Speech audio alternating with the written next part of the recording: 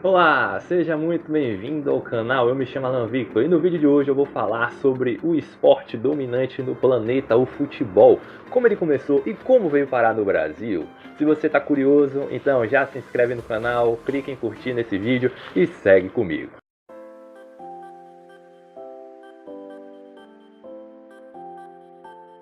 Quem foi que inventou o futebol? Responda rápido. Se você disse os ingleses, sim, você está completamente enganado. Na verdade, o que os ingleses fizeram foi apenas criar as regras para organizar um jogo que já existia há muito tempo atrás. Regras essas que consistiam nas dimensões do tamanho do campo e também com que nas duas extremidades deveriam haver duas traves de formato retangular. No começo era só isso, depois foram se inventando outras regras e o futebol foi ficando do jeito como é hoje em dia. Só que, antes dos ingleses, o futebol ele era praticado em diversas culturas da antiguidade, como por exemplo pelos gregos e romanos.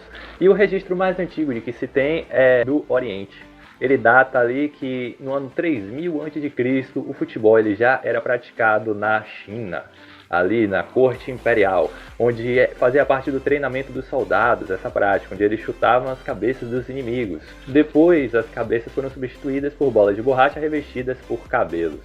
E esse jogo ele era dividido em duas equipes de 8 componentes, onde eles não podiam deixar a bola cair no chão. E o objetivo deles era levar essas bolas até estacas, que ficavam nas extremidades do campo, ligadas por um fio de cera.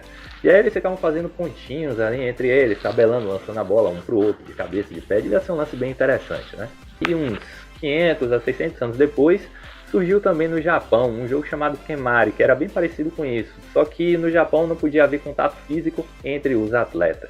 E dizem que em pouco tempo depois uma equipe japonesa foi até a China para desafiar os chineses para uma partida desse esporte, sendo assim o primeiro jogo internacional do futebol. Apenas as pessoas da elite, da nobreza, na corte imperial chinesa que podiam praticar esse esporte. E tanto que o imperador ele mandou com que as famílias dos principais jogadores eles morassem ali ao redor do palácio para que ele pudesse assistir jogos de alta qualidade.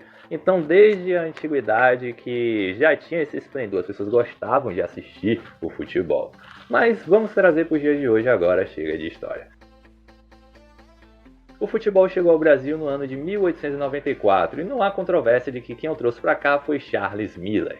Charles Miller era um filho de britânico com mãe brasileira e ele tinha uma origem, uma descendência ali britânica. Quando ele estudava na Southampton, então ele fez parte da equipe atlética de futebol, ele também foi árbitro e dirigente. Então ele era um cara que amava, era apaixonado mesmo pelo esporte. E quando ele veio para o Brasil, naquele ano ali, aí ele trouxe o esporte para cá, para a comunidade paulista, e ele foi muito bem recebido em nosso país, muito bem aceito pelas pessoas. Só que no início, ele era praticado apenas pela classe alta, pela burguesia. Os negros eles eram proibidos de jogarem, isso porque naquela época o Brasil ainda vivia sob o regime escravista. E isso era tão forte que eles ainda podiam dizer o que os negros e os índios podiam ou não podiam fazer. E se eles jogavam eram em secreto, escondido ali nas periferias. A princípio, estudantes eles disputavam as partidas, marcavam jogos, pessoas ricas também, e com o tempo isso foi crescendo, ganhando novos adeptos ao esporte. E foram surgindo também equipes ao longo do tempo. E então as pessoas de pele escura puderam mesmo começar a praticar o futebol a partir do ano de 1920, quando o clube do Vasco do Rio de Janeiro ele dava incentivo às pessoas das comunidades, onde haviam ligas ilegais, né, dos afrodescendentes, então o Vasco ia lá e trazia esses jogadores para o seu clube. Foi o primeiro time mesmo que começou a contar com um elenco mais mistificado. O futebol ele veio a se espalhar mesmo a partir do governo Vargas em 1930 em diante, quando o presidente ele deu todo o apoio, todo o incentivo para o esporte. E assim muitos clubes eles vieram a ser formados, como exemplo o São Paulo mesmo, por Charles Miller. E assim as pessoas puderam passar a praticar esse esporte e também os estádios de futebol passaram a ser construídos, o que atraía bastante público. E quanto mais gente chegava, mais gente ficava curiosa e com vontade também de participar desse evento. E assim os públicos foram crescendo cada vez mais e a multidão só aumentava. A primeira partida da seleção brasileira aconteceu no ano de 1914 pela já extinta Copa Roca, que era um amistoso, uma Copa amistosa, coisa de gente velha, onde eles jogaram a partida na Argentina e venceram os argentinos. E a partir daí surgiu a CBF, que administrava a seleção brasileira. O futebol de praia, ele surgiu ali na década de 30, onde as pessoas eles jogavam nas praias de Copacabana, no Rio de Janeiro, uma versão menor do futebol, com as mesmas regras. E isso atraía bastante multidões. E com o tempo, em outras cidades também foram passando a ter pessoas praticando essa modalidade de esporte. Vejam só, algo de bom surgiu aqui no Brasil, quem diria? Mas tinha que ser o futebol, né, cara? Pequenas competições foram organizadas, o que atraía bastante a atenção do público, inclusive jogadores profissionais de futebol participavam disso. Mas aí em 1970 ele entrou em declínio e ficou bastante tempo esquecido por conta da violência que passou a ter nas cidades. E aí na década de 90, o jogador Júnior, ex-Flamengo, ele jogava esse futebol em Copacabana, e aí um amigo seu italiano ficou deslumbrado com a beleza, o encanto, a arte mesmo do esporte do futebol brasileiro.